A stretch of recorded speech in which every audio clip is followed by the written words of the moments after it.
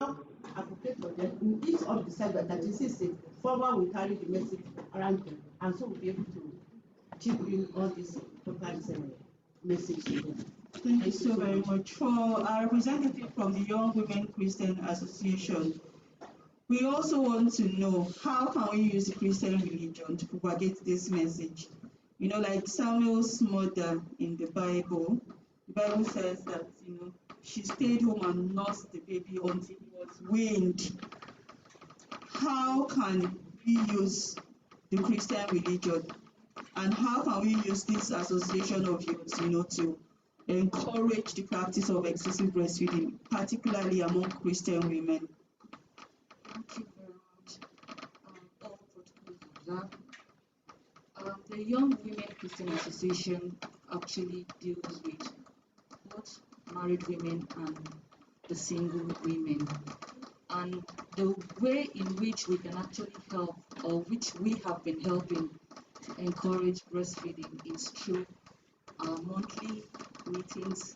We meet every month, and then we go out for sensitization, and also we encourage ourselves in the sense that, like as of last month, we had this cancer talk.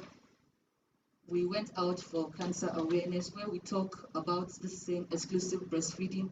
We encourage mothers to breastfeed their children, because we know how this breast milk helps to prevent some salt, some different level of cancer, and all other things. So the way at which the Christian aspect now can help in doing this is that women, normally, we are own Christians.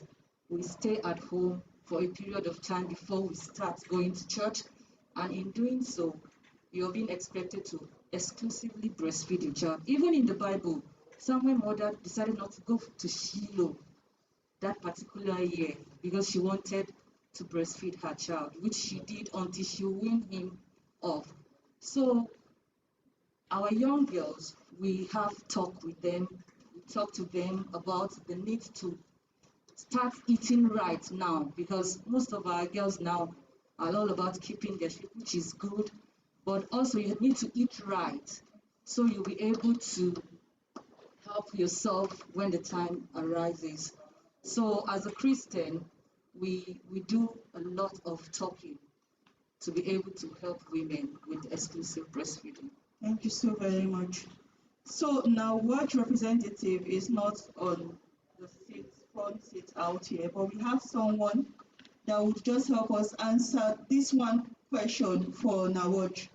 So we are aware that there are lots of competing bits: politics, education, you know, agriculture, and lots of other issues that keeps competing, you know, with health issues, particularly nutrition in the media space.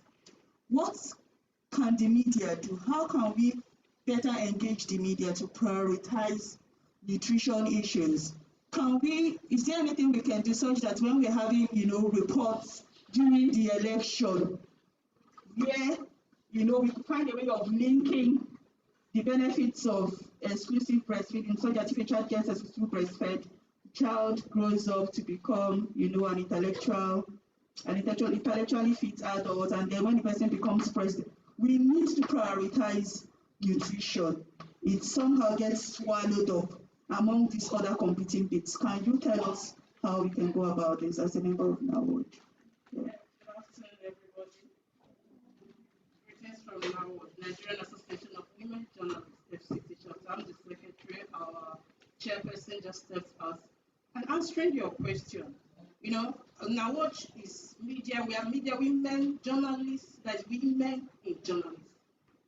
Like you said, our own is to sing the music, let it be loud enough for everybody to understand the benefits of breastfeeding, especially exclusive breastfeeding. Like I said, I'm still breastfeeding. I put to bed November last year, and I can, in fact, you know, like I said, we need to be more practical this time around.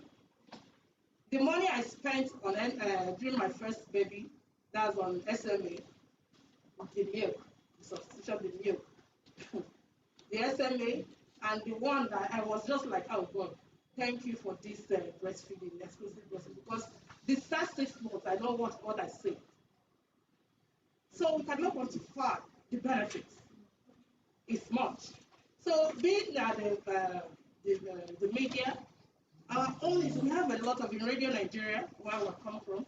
We have a lot of programs in different. We communicate in different languages for people to understand the advocacy, the need for them to engage. While we are waiting for the legal platform, the policy documents and all that from the federal, we need to do our own part. In our small corner with the media, we communicate, get the right information, pass it. Thank God for social media right now.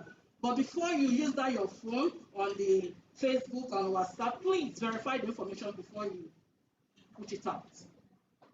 It's very important. So as a media, we loud the music, we make the music to be loud enough. In that FCT, we engage a lot of organizations of like mind to reach out to the rural women who don't know anything about this. We go to hospitals, but now we reach out to them, we discuss, we tell them the need. We are women, we understand it. We are mothers, we understand the language very well. So we need to communicate to them in the language they understand. So for us in now what FCT, our doors is always open to collaborate, to partner, to sing, let the music be loud enough for people to understand. And to balance the issue of nutrition, being well fed, so that we're able to give. You cannot give what you don't have. It's only what you have you can give. So you need to balance, to harness all the potentials and strike the balance where they need and do the needful. Thank you very much. Thank you so very much. Thank you.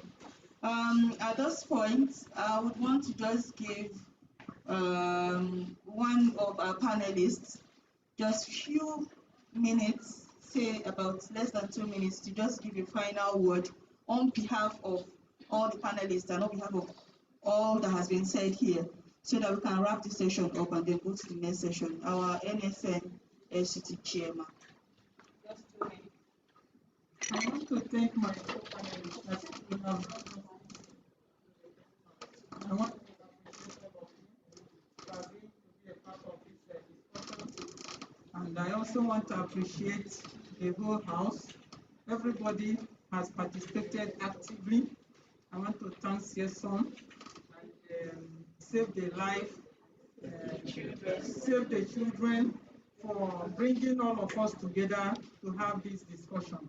And I want to encourage each and every one of us that when we go, please let us be the agent of change for exclusive breastfeeding. Touch one woman today, save one baby today through exclusive breastfeeding. Thank you very much. Thank you. Can we please appreciate our panelists as they go back to their seats? At this point, I want to invite CS-SUNN chairman to carry on. Right, thank you so much. Thank you so much. I am excited with the comments, contributions we got from the panel members. In fact, I am happy with the quality of conversations we've had today. And I believe that if we put some of these things into practice, we're going to go a long way. This theme, World Breastfeeding Week, says, protect breastfeeding, a shared responsibility. What that implies is that each and every one of us in our own space has a lot of things we're supposed to do. Are we doing that? Are we committed to do that? That is what we should be asking ourselves, going forward. Are we part of this movement? Because we must make this a movement.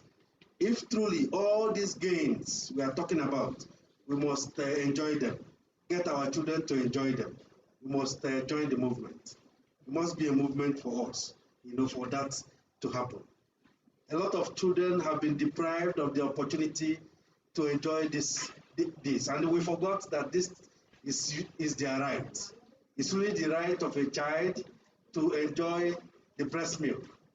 And so we deny them in the name of so many things, I'm happy with the presentation from Form 1 and that of YWCA.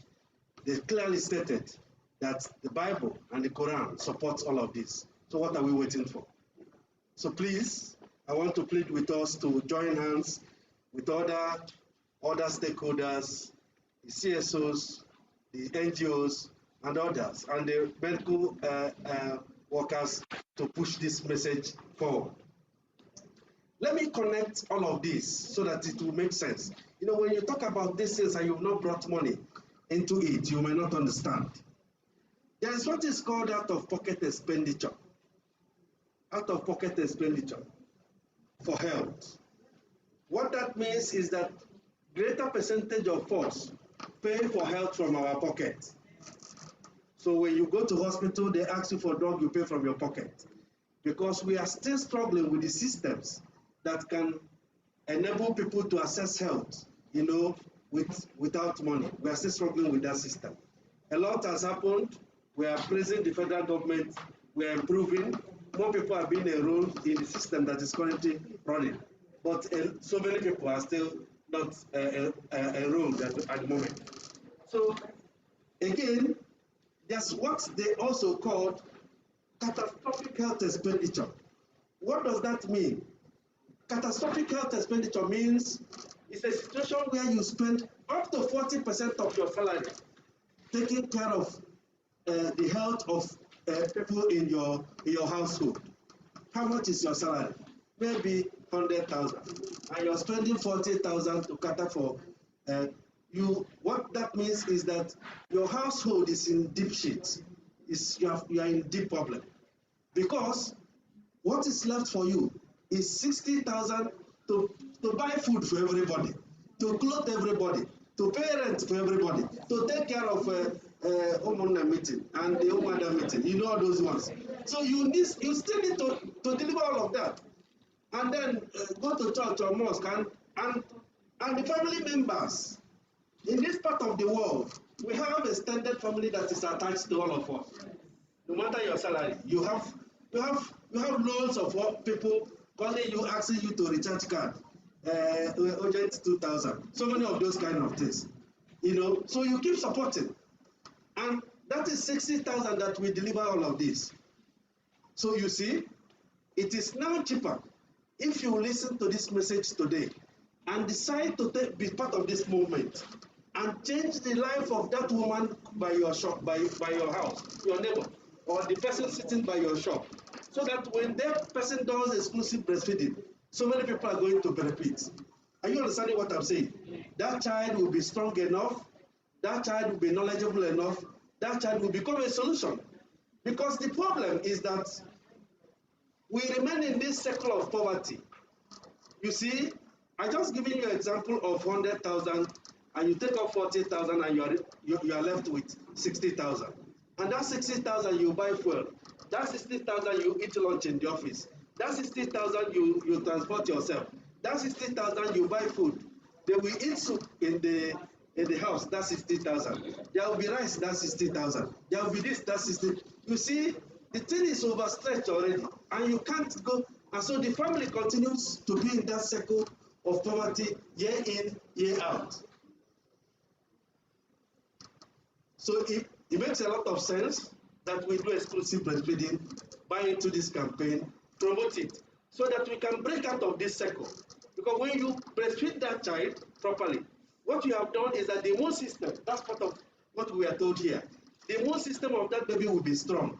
And the baby can withstand some small situations. You understand? And by that, you will start to save money. Hello? By that, you start to save money. That money that you're using to pay for health services can now be saved, can now be converted to other things. It can now be invested. It can now be used for other things. You can now effectively, pay for children's school fees and all of that. And life becomes easy, and you can buy notion, and not one clothes. So all of these things puts out into a lot of pressure. Things may not improve as fast as we want, but there are so many things we need to do on our own. Let me also touch on some of the things that we omitted when we were discussing. Issues around hygiene. Issues around hygiene was omitted, but I'm bringing it up. The type of water we drink, how we clean our houses, and all of that, and wash our dishes and our cup and all of those things is a big problem in all of this.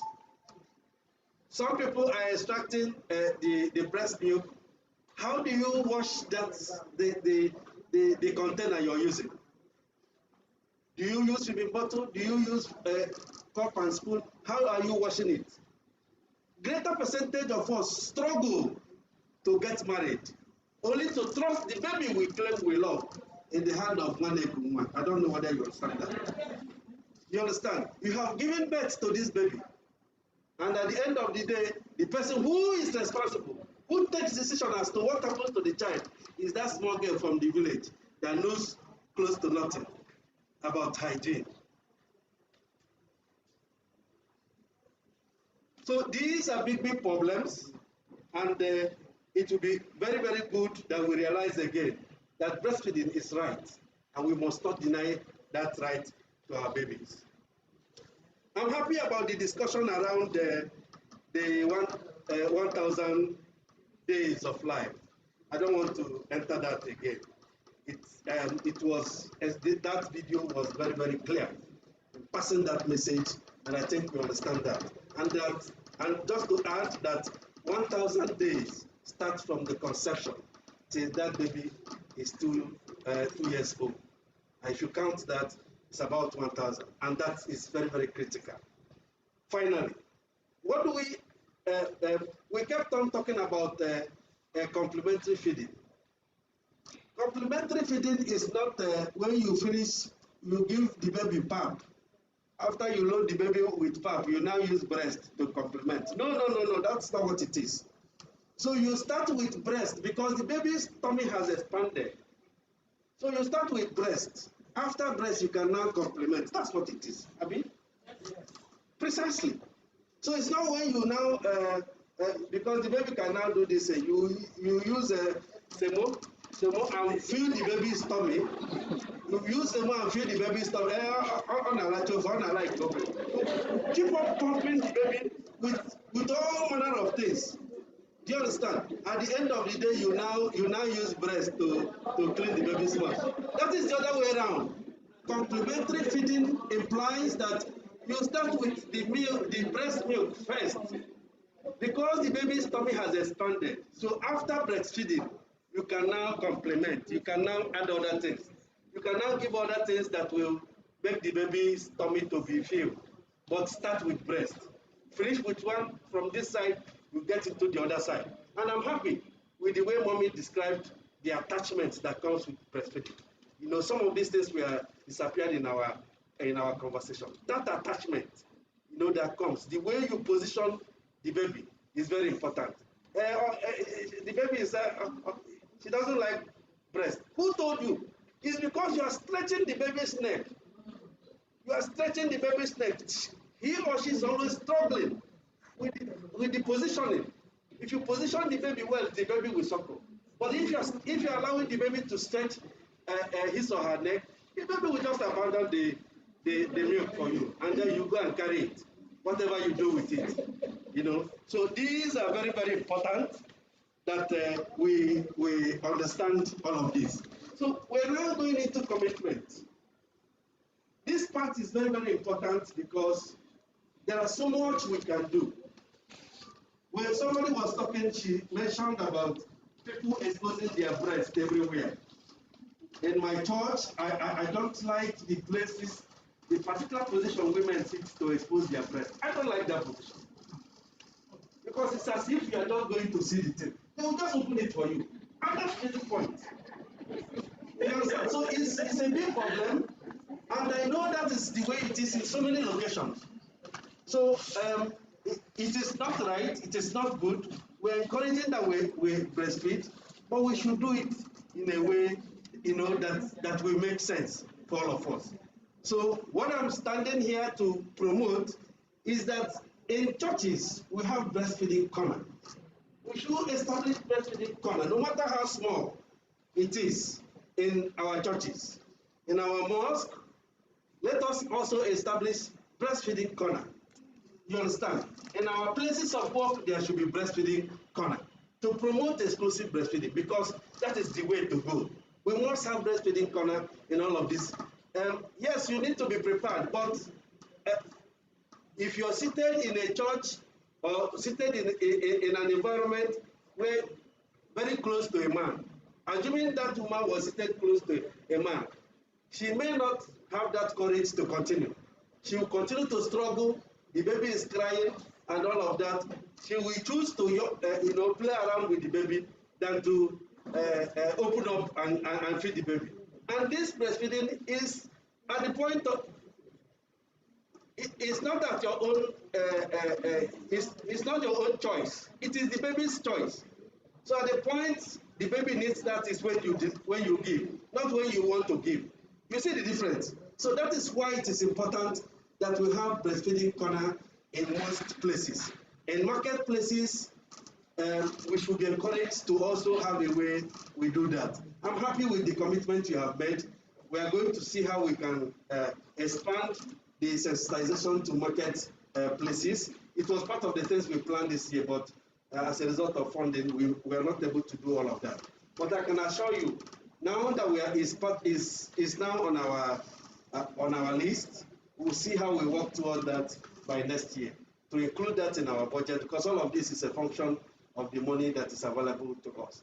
If we put it in the budget, mobilize stakeholders, so many people will be committed to joining us to go to visit at least one or two markets to do this sensitization.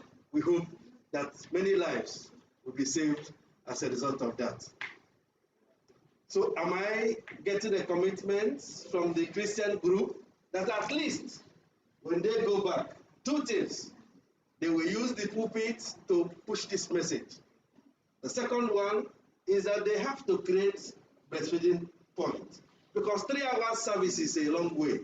2 hours service is a long time. 4 hours service, when you want to do bazaar, you now keep on stretching it. The people will not understand.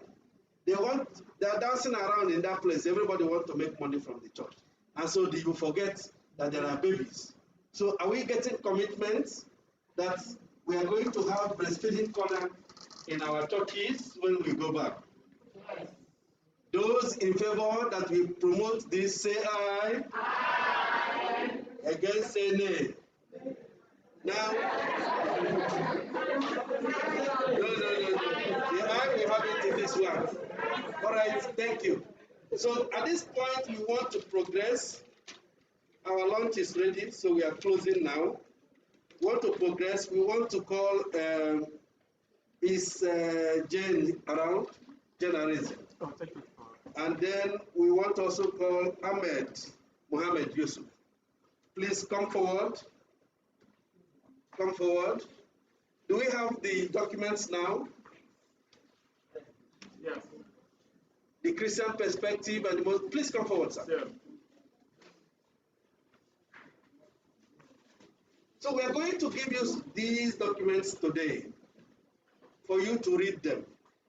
We have articulated messages in these documents: the Christian perspective and the Muslim perspective, to show you clearly that the discussion we are having is deeply rooted in our religion, and in our faith. So we encourage each and every one of us to take our time to read it and understand that what we are preaching is in the Bible and in the Quran, which we read. Thank you. So at this point, I want to hand over to Mohammed Yusuf. Thank you. Yes.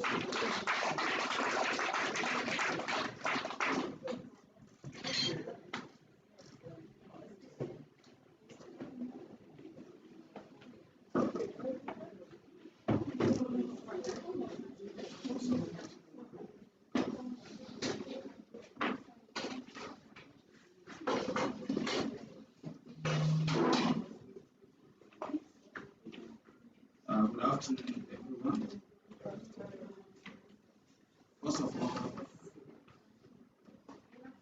give thanks to Allah that spared our life up to this moment and give us the opportunity to attend this kind of important gathering. I pray, may He give us the spirit to comprehend what is being discussed here. With sincere pleasure, I'm happy to be at this point. From the Islamic perspective, from the timetable, I can see just 15 minutes. So maybe I'll just summarize it. Islamic religion is a religion that has provision for every, or that has solution to every issue. The health issue, economic issue, pregnancy, before and even after delivery.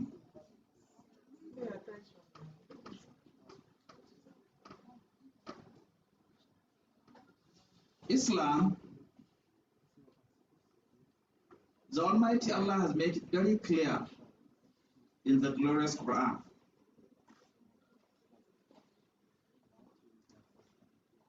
about the rights of an infant and the rights of women.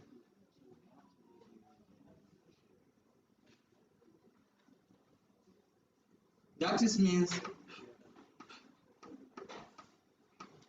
before even someone goes into this marriage relationship, it is important for him to know such responsibilities on him, on how to take care of the wife and even the unborn baby.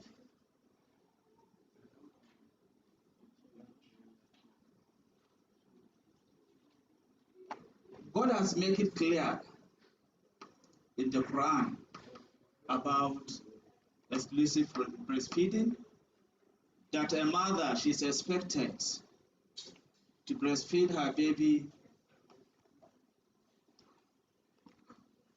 from the very day she gives to birth up to complete 2 years.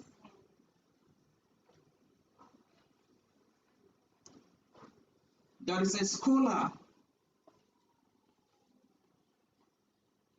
he is by name Ibn Qayyim al-Zawjiyah.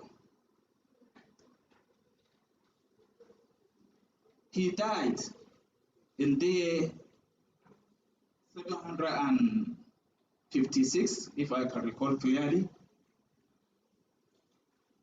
and make it very clear that breastfeeding a baby from the very moment he or she was given to bed up to complete 6 months without only using the breast milk for a good 6 months. His argument was there is a reason for everything done by God. At that moment, the baby or the infant doesn't have a teeth. So for that, he should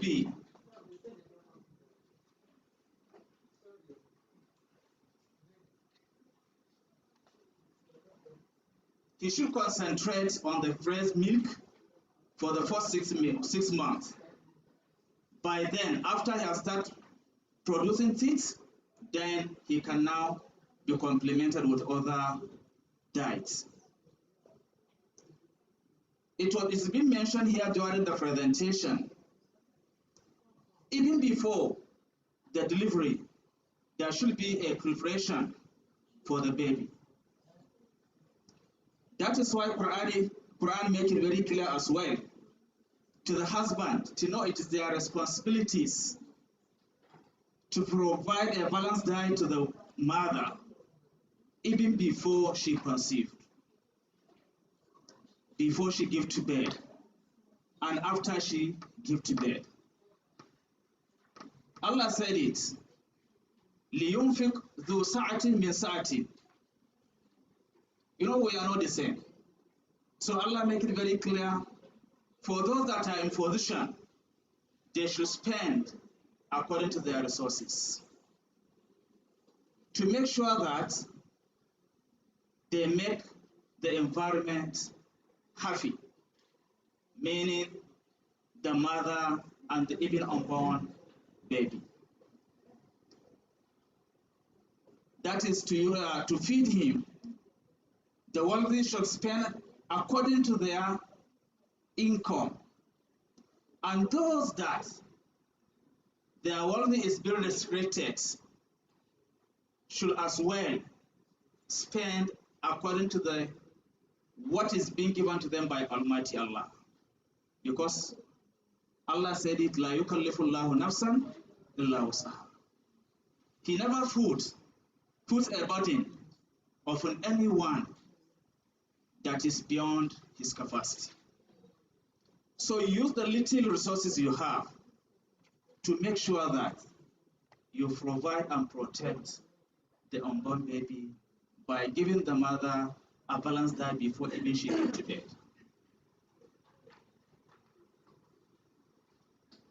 And it has been mentioned here as well. Not that she needs food, quite all right she needs, but which kind of food she really needs in that position. In Islamic principle, anything that is harmful to a human system, human body, it is unlawful. He now makes it very clear that the husband should provide the woman or the wife with lawful food that is balanced diet. It is his own responsibility to take care of that. Because if he don't provide that to her, then the unborn baby may be at risk. And the breast milk may not be very available. So Islam has made it very clear that it is the responsibility of the husband to cater for all these needs, for both the mother and the infant as well. And also, Allah said it in the chapter 3 of the glorious Quran, that is Surah An-Nisa. The first verse, Allah said that, Ya ayyuhal nasu ttaqu rabbakum alladhi khalaqakum min nafsin wahida wa khalaqa minha zawjaha wa batha minhuma rijalan kathiran wa nisaa wattaqullaha ila akhirih, to the end of the verse. What we are after about in this verse is that Quran, Islam addresses issues about breastfeeding before and even after. That the two couples should be prepared of what they are going to give birth to, because it has a right toward the parent as well.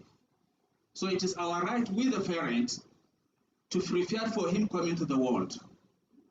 Now God said that we should remember, all of us here, we are from one single person. That was Adam, the first human being created by God on the earth, and his wife Eve. And it is through them we all come to the world. Knowing that, then there is a need to prepare for this moment.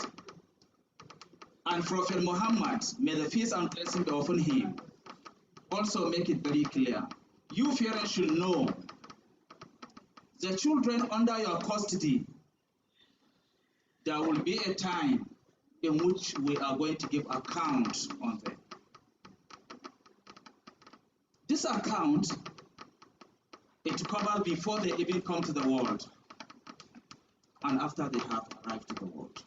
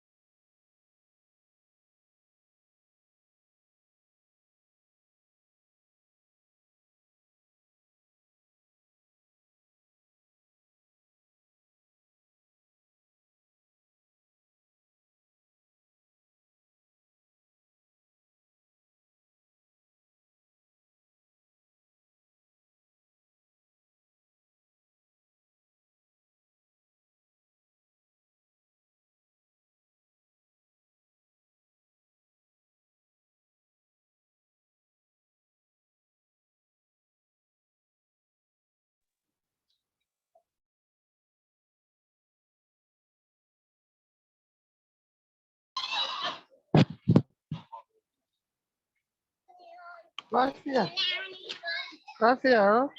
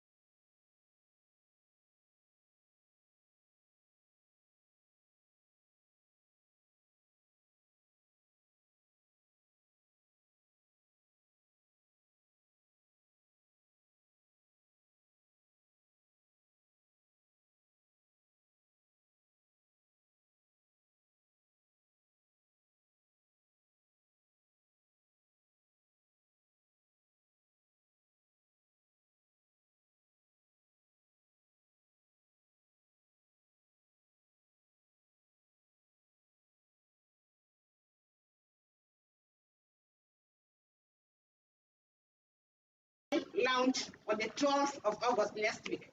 But the physical one is limited. So I'm going to give the invitation for all of you to join us virtually to be part of this celebration. Thank you so much. Thank you so very much. Thank you, thank you, thank you. Do we have any last comments from our online participants? Any comments while we invite the CS-SUNN chairman to give us closing remarks? Any comments? Our online participants, thank you for staying on for these long hours. Any final words? Chairman, sir.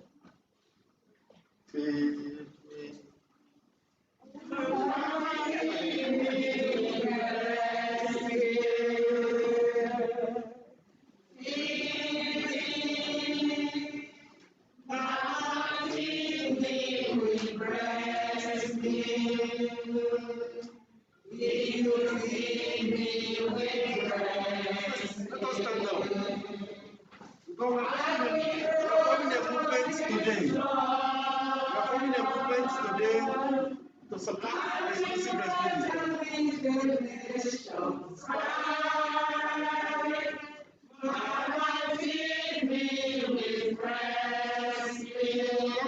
One more time.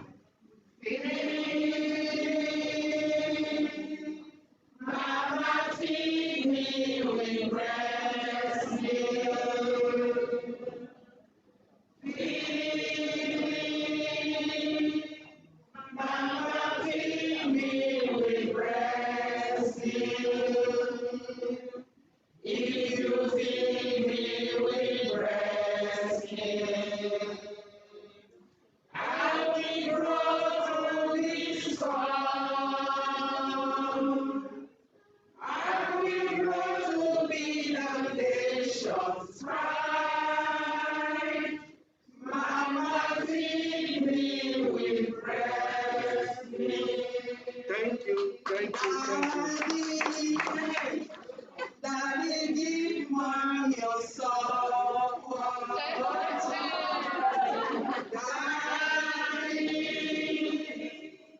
Daddy, give mom your support. If you give mom your support, she will give you with breast milk. I will grow with the nation's pride.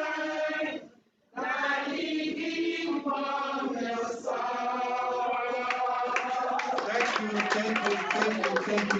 Thank you. Protect exclusive breastfeeding is shared responsibility. So all of us has a role to play. May God continue to support us, be with us as we play this role, that has been given to us. God bless everyone. Thank you for participating. Thank you for staying this long. Thank you for making this sacrifice. Thank you for coming along. We are sincerely very happy. I will not be able to thank us one after another, but I want to thank everybody. CS-SUNN, Save the Children, Federal Ministry of Health, NAFDAC, everybody, I want to thank you. Thank you, the market women, for coming around, and men for coming around. Thank you for those messages you gave us. We have a clear understanding from your own perspective, and we're going to take some steps forward. Thank you to everyone. We are sincerely very happy. Please, the lunch is served. Ambrose. The lunch is served. I hope we all have our tickets. They will be requesting for our tickets when we get to the restaurant. Thank you, and please have a good evening. Thank you.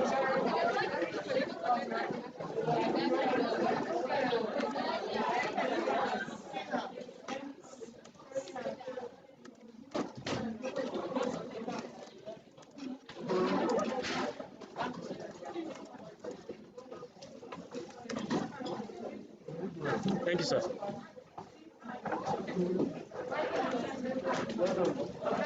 Okay, you're already addressing. Okay.